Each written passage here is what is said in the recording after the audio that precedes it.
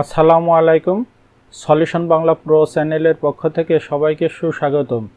গত পর্বে আমরা শিখেছিলাম এক ক্লিকে ষষ্ঠ শ্রেণীর ষান্মাসিক মূল্যায়ন ট্রান্সক্রিপ্ট কেমন করে তৈরি করা যায়। তারই ধারাবাহিকতায় আজকে আমরা শিখব সপ্তম শ্রেণীর ষান্মাসিক মূল্যায়ন ট্রান্সক্রিপ্ট এক ক্লিকে কেমনভাবে তৈরি করা যায়। তবে চলুন দেরি না করে শুরু করা যাক মূল ভিডিও।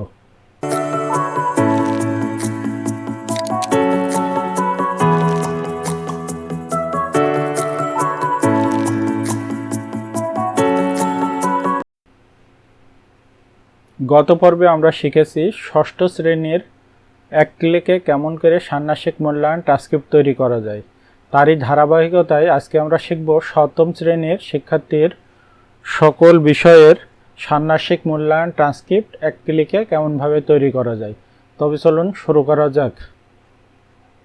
প্রথমে এই কাজের জন্য আজকেও আমরা দুই ধরনের ফাইল ফরম্যাট ব্যবহার করব। এক্সেল ফাইলের সাহায্যে শিক্ষার্থীর উপাত্ত সংগ্রহ করব এবং ওয়ার্ড ফাইলের সাহায্যে ট্রান্সক্রিপ্ট তৈরি করব।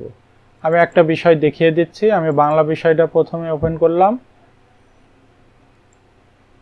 বাংলা বিষয়টা ওপেন করার পরে এখানে আপনার প্রয়োজনীয় সংখ্যক তথ্যগুলো এডিট করে নেবেন এবং এখানে শিক্ষার্থীর নাম টাইপ করবেন।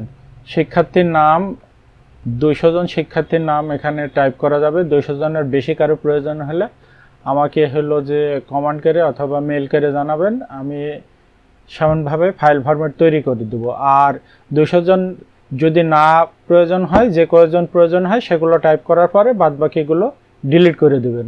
আমি কয়েকটা এখানে মোটামুটি আমি এখানে হলো যে 20 থেকে 25টা হলো যে নাম টাইপ করে ডেটা ইনপুট করে দেখাচ্ছি।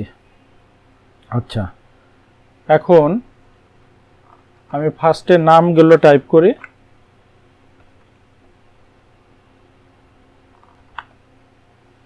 আমি 30 জন শিক্ষার্থীর নাম টাইপ করছি,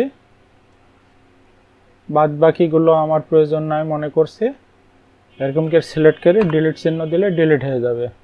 এখন আমাদের পরবর্তী কাজ হলো যে বাংলা বিষয়ের জন্য নির্ধারিত পিআই আছে 1, 2, 3, 4, 5, 6। এই 6টা পিআইয়ের জন্য এখানে আমরা 6 ধরনের হলো যে ঘর রাখা হয়েছে। এই ঘরে আমরা প্রথম পিআইয়ের জন্য দেখেন 7.1.1 এর জন্য এখানে যদি শিক্ষার্থী ত্রিভুজ পায় তাহলে আমরা ব্যবহার করব 3 এখানে টাইপ করার সঙ্গে সঙ্গে এভাবে যে ত্রিভুজটা স্বয়ংক্রিয়ভাবে ব্লক হয়েছে। যদি 2 পাই, 2 টাইপ করলে বৃত্ত ব্লক হয়ে যাবে এবং 1 টাইপ করলে শিক্ষার্থীর চতুর্ভুজ টাইপ হয়ে যাবে। তাহলে আমরা এখানে 30 জন শিক্ষার্থীর প্রথম ঘরটা টাইপ করে নিই।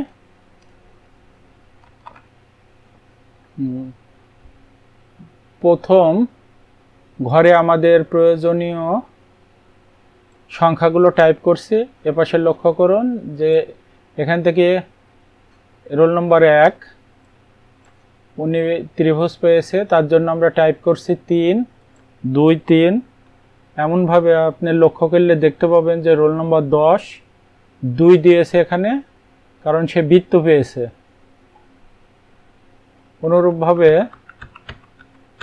আমি যদি কোনোটাতে হলো যে 1 বসাই তাহলে পরিবর্তিত হয়ে ত্রিভুজ হয়ে যাবে। এখানে আমরা একটাতে 1 বসাইলাম, ত্রিভুজ হয়ে গেছে। এরকম করে প্রয়োজনীয় 1, 2, 3, 4, 5, 6 এই 6টা ঘরের উপাত্ত সংগ্রহ করার জন্য ডান পাশের এই 6টা ঘরে প্রয়োজনীয় সংখ্যা টাইপ করে আমরা এখানে প্রয়োজনীয় সংখ্যা টাইপ করলে স্বয়ংক্রিয়ভাবে এ পাশে ব্লক হয়ে যাবে। আমি এইভাবে সবগুলোই টাইপ করে দেখাচ্ছি। আমার 30 জন শিক্ষার্থীর নির্ধারিত পিআই চিহ্নিত করার জন্য প্রয়োজনীয় উপাত্ত সংগ্রহের সংখ্যাগুলো টাইপ করা কমপ্লিট। এপাশে আপনি লক্ষ্য করলে দেখবেন যে আমাদের এপাশে হলো ভ্যালু অর্থাৎ সংখ্যা টাইপ করার সঙ্গে সঙ্গে এপাশেরগুলো স্বয়ংক্রিয়ভাবে ব্লক হয়ে গেছে এবং এখানে তার শিক্ষার্থী কোন বিষয়টা কেমন করছে সেটাও দেখাই দিছে। যেমন রোল নম্বরে 1 সবগুলোতে 6টা বিষয়ে ত্রিভুজ পেয়েছে। অনুরূপভাবে এখানে দেখেন 5টাতে ত্রিভুজ, 1টাতে বৃত্ত। এখানে দেখেন যে এই শিক্ষার্থী 6টাতেই বৃত্ত পেয়েছে, কারণ এখানে আমরা 6টা ঘরেই লক্ষ্য করলে দেখতে পাচ্ছি যে এখানে 6টা বৃত্ত পাওয়ার কারণ 6টা ঘরেই 2 টাইপ করছি। এই শিক্ষার্থী অনুপস্থিত, কোনো ভ্যালু টাইপ করেনি, এখানে স্বয়ংক্রিয়ভাবে মন্তব্য চলে আসছে। আচ্ছা, এগুলো ডাটা ইনপুট করা কমপ্লিট হলে আমরা এখানে ফাইলটা সেভ করব, সেভ করে বেরিয়ে যাব। পরবর্তীতে আমরা চলে যাব ওয়ার্ড ফাইলে। এখানে ওয়ার্ড ফাইলে যাওয়ার পরে যেহেতু বাংলা বিষয়ের উপাত্ত সংগ্রহ করছি, আমরা বাংলা বিষয়টা ওপেন করব। বাংলা বিষয়টা ওপেন করার পরে এখানে আপনার প্রতিষ্ঠানের নাম এবং হলো বিষয় শিক্ষকের নাম লিখে নেবেন এডিট করে। এবং লক্ষ্য রাখবেন যে হলো যে আপনি আগে হলো যে ওয়ার্ড ফাইলটা ওপেন করার আগে আপনার কম্পিউটারে NikoshBang ফন্ট ইনস্টল করা আছে কিনা। NikoshBang ফন্ট যদি ইনস্টল না করা থাকে আগে ইনস্টল করে নেবেন। এবং NikoshBang ফন্ট আমার প্রথম ভিডিওর ডেসক্রিপশন লিঙ্ক দেওয়া আছে, সেখান থেকেও ডাউনলোড করে নিতে পারেন।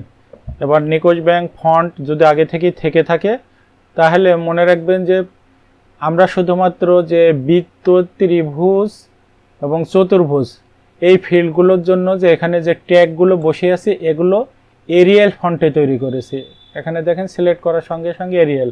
কখনো যদি এরিয়াল না হয়ে থাকে একটু দেখে নেবেন যে এই ফন্টগুলো যাতে এরিয়াল ফন্টে হয়ে থাকে। আমরা এখানে ক্লিক করার সঙ্গে সঙ্গে এখানে দেখতে পাচ্ছি এরিয়াল ফন্টেই আছে। ঠিক আছে, আমাদের আর কোনো কাজ নেই। তাহলে এবার আমরা চলে যাব, এখানে একটু বড় করে দেখাই পরবর্তী কাজটি, যাতে আমাদের বোঝার সুবিধা।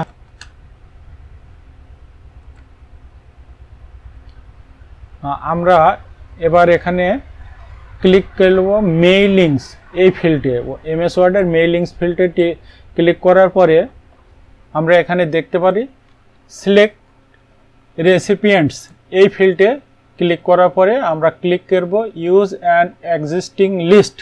এখানে ক্লিক করার পরে আমি যে ফাইলে শিক্ষার্থীর উপাত্ত সংগ্রহ করছি, অর্থাৎ এক্সেল ফাইলে বাংলা বিষয়ের এক্সেল ফাইলটা আমরা এখানে সিলেক্ট করার পরে ওপেনে ক্লিক করব অথবা ডবল ক্লিক করব। আমরা চলে গেলাম এক্সেল ফাইলের আমাদের এই যে বাংলা বিষয়, এখানে ডবল ক্লিক করলাম। করার পরে আমাদের কাজ হলো যে এখানে ওকেতে ক্লিক করা।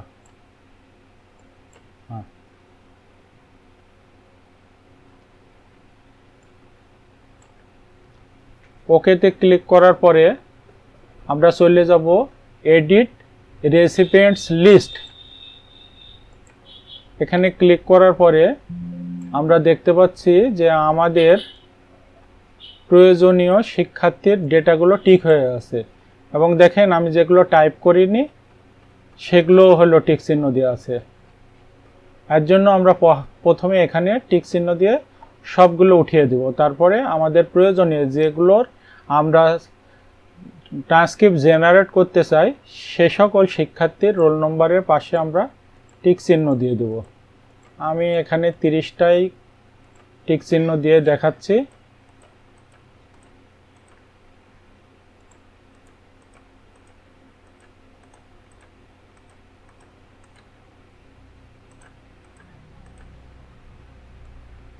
এবারে আমরা টিক চিহ্ন দেওয়া হয়ে গেলে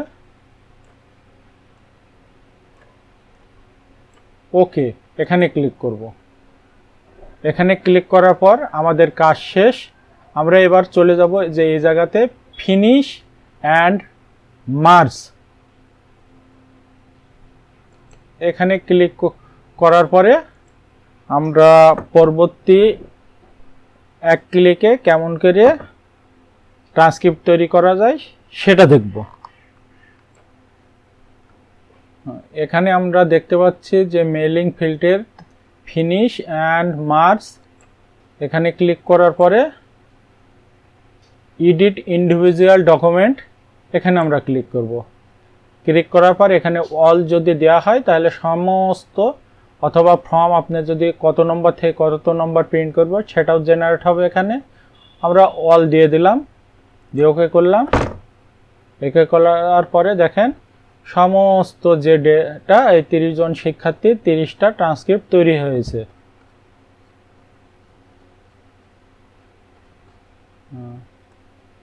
আমাদের 30টা ট্রান্সক্রিপ্ট তৈরি হয়ে গেছে। 30 নম্বর বায়েজিদ আলম ছিল। এখন আমার এই মূল ট্রান্সক্রিপ্টটা সেভ করে নেব। আমরা প্রয়োজনীয় স্থান দেখে নিলাম। আমি ডেস্কটপে বাংলা ট্রান্সক্রিপ্ট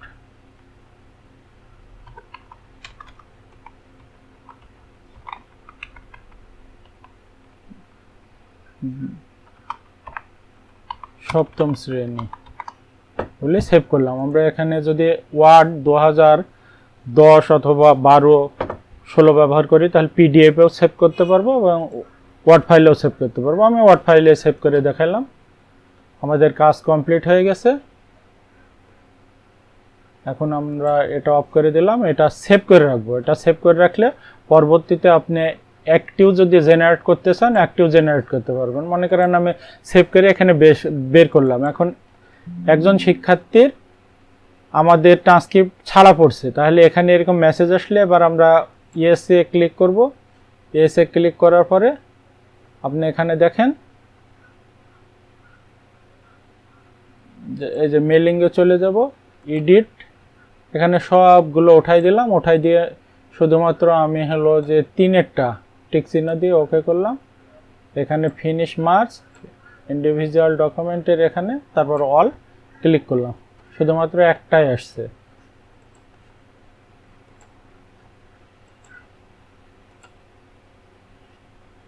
এবার আমার ডেস্কটপে আমরা মূল ট্রান্সক্রিপ্টটা এই যে তৈরি হয়ে গেছে 30 জনের। এখান থেকে আমরা প্রিন্ট করে নেব। আর যাদের স্টুডেন্ট সংখ্যা কম অথবা হাতে করতে চান তারা আমরা এই যে ওয়ার্ড ফাইলগুলো শুধুমাত্র ডাউনলোড করে নেবেন। ডাউনলোড করে নেওয়ার পরে ওপেন করবেন। ওপেন করার পরে যে যে জায়গা আছে এগুলো এডিট করে আপনার এগুলো এডিট করে নেবেন। নিয়ে এই ফিল্ডগুলো কেটে দেবেন, এই ফিল্ডগুলো কেটে দেবেন, ট্যাগগুলো কেটে দেওয়ার পরে এই যে ইনসার্ট মেনুতে যাওয়ার পরে এখান থেকে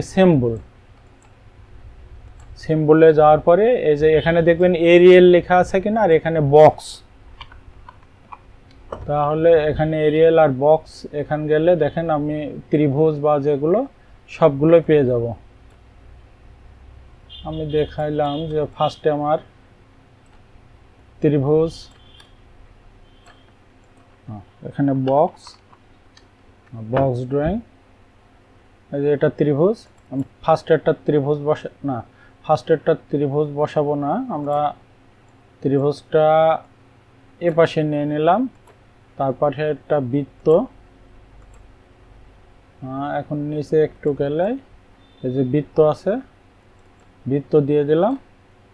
পরবর্তীতে দিয়ে দিলাম চতুর্ভুজ।